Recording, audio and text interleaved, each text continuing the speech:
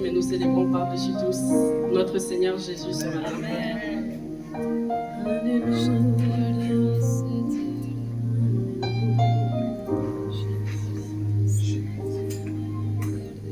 Tu as tout donné pour moi, portant tous mes péchés à la croix. Ta grâce a dit sous ma ton océan, ton amour sans fin, de tout mon cœur, de tout mon cœur, j'offre tout, Seigneur, trouvé en Christ, je vis. Pour ton amour à jamais, de tout mon être, par ta grâce je viens, la plus belle histoire d'amour est en toi mon sauveur.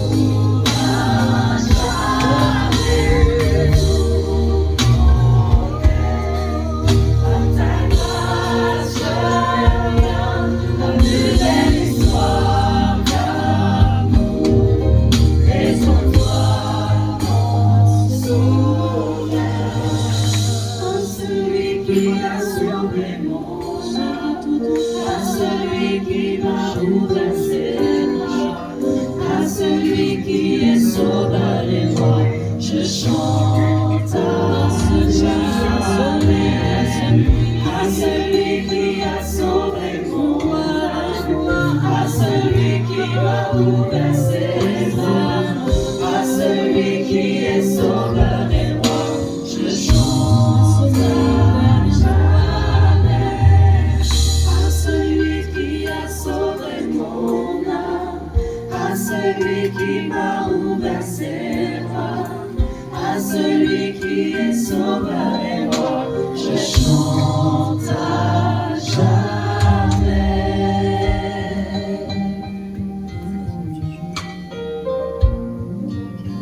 Jésus, merci parce que tu es dans ce lieu. Merci parce que tu n'es pas lointain, mais merci parce que tu es un Dieu de proximité et je peux me confier en toi. Lorsque je me sens seul, je peux faire appel à toi. Je sais que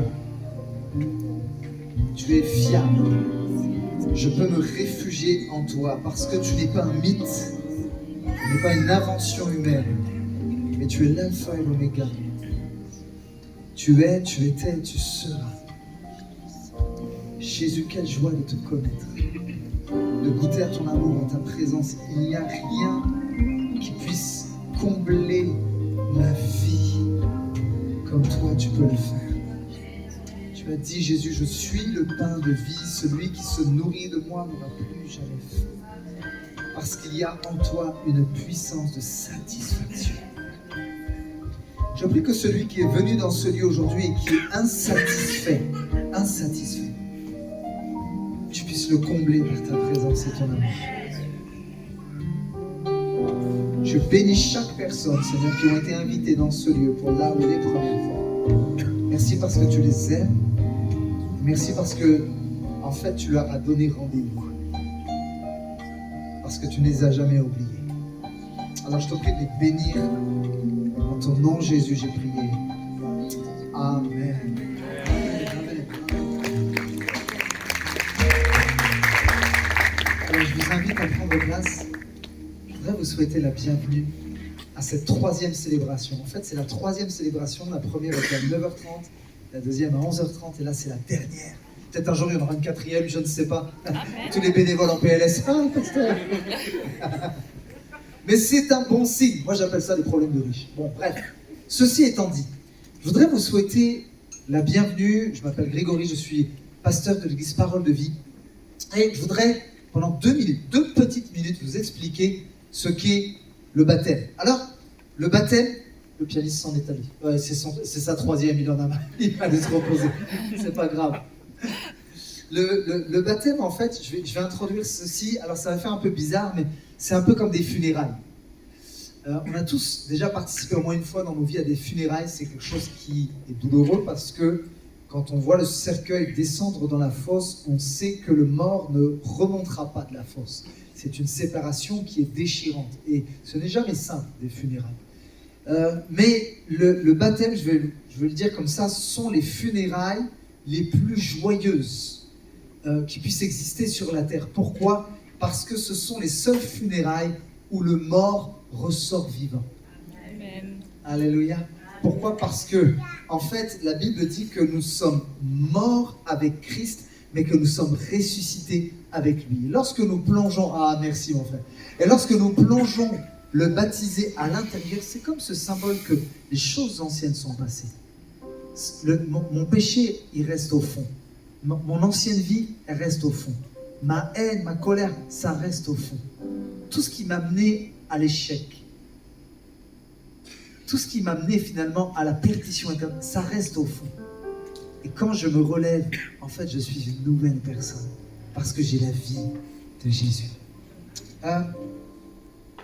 Le baptême, c'est un acte d'identification à Christ. Il y a un texte dans la Bible qui dit ceci dans Galates 3, 27.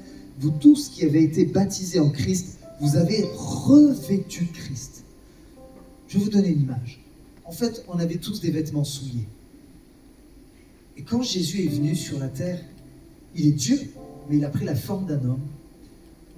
On l'a mis sur une croix, on a mis des clous dans ses mains, dans ses pieds, on a mis une couronne d'épines sur sa tête. Mais il s'est passé quelque chose de profondément spirituel. C'est que toute cette souillure que le monde portait, que les hommes portaient sur eux, c'est comme s'il a pris ce vêtement de souillure, il l'a pris sur lui. La Bible dit qu'il s'est fait pécher pour nous. Et c'est comme s'il a échangé son vêtement qui est beau, qui est propre, pour nous le donner. Et tous ceux qui ont reçu Jésus comme Seigneur et Sauveur, en fait, c'est ça qui est merveilleux. Ils se revêtent de la beauté, de l'amour, de la sainteté de Christ. Revêtir Christ, c'est embrasser ses valeurs. Revêtir Christ, c'est adopter sa nature et son caractère. Et quand les baptisés ressortent de l'eau, vous savez, il n'y a rien de magique, hein, c'est symbolique, mais c'est aussi profondément spirituel. Eh bien, ça symbolise leur nouvelle identité. Ils ne sont plus définis par leurs échecs, ils ne sont plus définis par peut-être la colère, par l'animosité, par la jalousie. Ils ne sont plus définis par leurs péchés, en fait. Mais ils se définissent maintenant comme des enfants de Dieu qui ont été rachetés par son Fils, Jésus-Christ. Et ça, c'est merveilleux, les amis. Dieu est votre papa. Dieu est le meilleur des papas. Et ça, c'est merveilleux. Le baptême, c'est aussi un témoignage extérieur de ce qui s'est produit à l'intérieur. Vous savez, quand Jésus est venu, il n'a pas dit « Je suis venu pour améliorer votre vie ». Jésus est bien plus qu'un petit coach à 250 € de l'heure. Non, d'ailleurs, Jésus, ce qu'il a payé, il l'a payé pour toi. Le salut est gratuit, tu as juste à le recevoir par la foi. N'est-ce pas extraordinaire? Un coach, tu dois le payer. Bon, si tu es un coach, sois béni. Hein. Les choses anciennes sont passées, voici, toutes choses se sont améliorées. Non, toutes choses sont devenues nouvelles. En fait, en Christ, on n'est pas juste une meilleure personne. On est une nouvelle créature. Et c'est ce que vous êtes devenus, des nouvelles créatures. Et dernièrement, le baptême marque le début d'une vie nouvelle. Comme je l'ai dit, les choses anciennes sont passées. Voici, toutes choses sont devenues nouvelles. Alors, à travers ces témoignages que nous allons entendre, il est possible, vous qui êtes venus peut-être soutenir un ami, quelqu'un de la famille, vous peut-être qui n'avez pas encore fait la paix avec Jésus, il est possible que ce Dieu d'amour, qui vous aime et qui vous connaît, c'est comme s'il vous dit aujourd'hui, en ce dimanche après-midi, ben, tu vois, tout ce que j'ai fait dans la vie de ces personnes qui vont témoigner de mon amour, de mon pardon, sache que je veux le faire aussi pour toi. Alors je n'ai plus qu'à vous dire ceci, que Dieu vous bénisse et je vous souhaite une très bonne écoute de tous ces témoignages.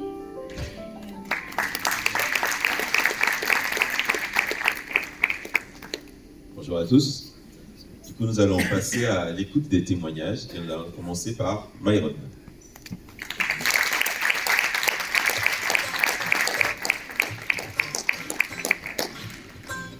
Je crois que tu as choisi de faire ton témoignage par vidéo. Micro? Ok.